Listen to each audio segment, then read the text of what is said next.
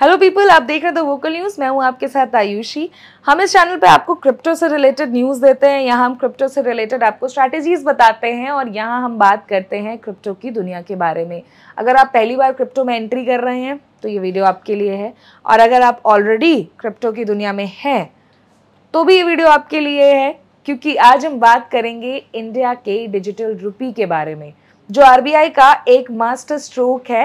ये बिटकॉइन और इथेरियम के लिए क्या मतलब रखता है, इनके लिए एक चैलेंज है। क्या ये क्रिप्टो एडॉप्शन को बूस्ट करेगा या राइवल बनेगा? चलो इसको ब्रेक डाउन करते हैं, और एवरी इंडियन इन्वेस्टर्स को अच्छे से समझ में आना चाहिए, ये मैं कोशिश करूंगी। शुरुआत करते हैं दिसंबर 2022 में।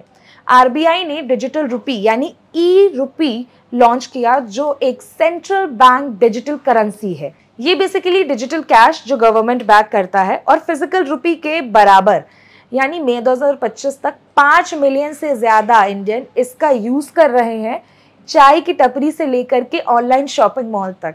इसका गोल है डिजिटल पेमेंट को फास्ट करना और चीप बनाना, स्पेसिफिकली रूरल एरियाज में। लेकिन सवाल ये है कि इसका असर बिटकॉइन और इथेरियम जैसे क्रिप्टो पर क्या होगा। जैसे 15 से 20 मिलियन इंडियंस के पास $10 मिलियन से ज़्यादा क्रिप्टो है।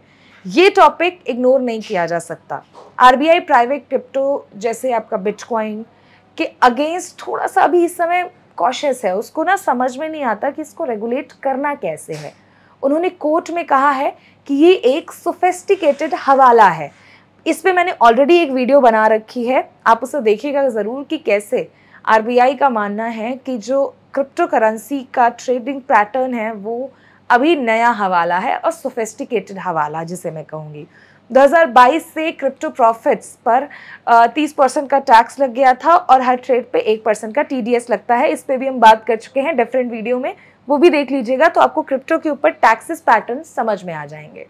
ये टैक्सेस ने ट्रेडिंग को थोड़ा सा कॉस्टली ज़रूर बना दिया, लेकिन क्रिप्टो को मेन स्ट्रीम में भी किया गया है। अब डिजिटल रुपी को सेफर अल्टरनेटिव के रूप में पुश किया जा रहा है। आरबीआई का कहना है कि ये क्रिप्टो को बेनिफिट देता है, लेकिन गवर्नमेंट के कंट्रोल में।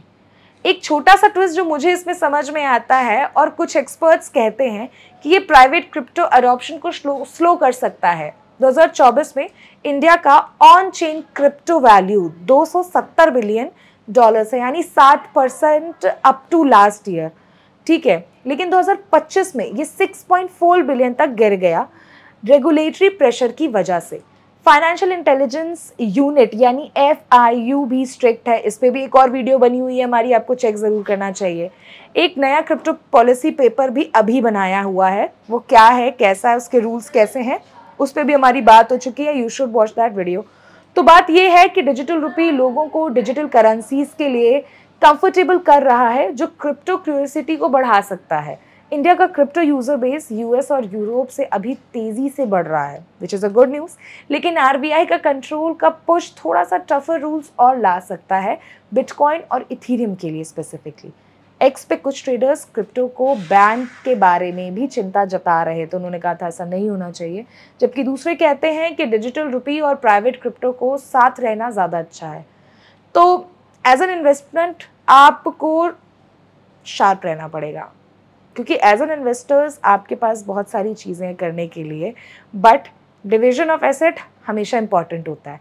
थोड़ा शार्प रहिए। वजीर एक्स या कॉइन DCX जैसे FIU जो आपके प्लेटफॉर्म्स हैं उनको यूज़ करो। आरबीआई के जितने भी अपडेट्स हैं उस पर नज़र रखो। डिजिटल रुपी पेमेंट को स्मूथ करेगा ये, लेकिन डिसेंट्रलाइज क्रिप्टो वो फ्रीडम और ग्लोबल देता है जो ई रुपी नहीं दे सकता है।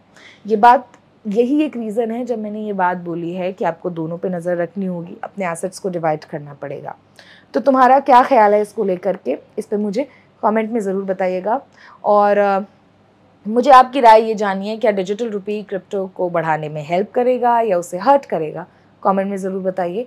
वीडियो को लाइक, शेयर और सब्सक्राइब ज़रूर करिएगा।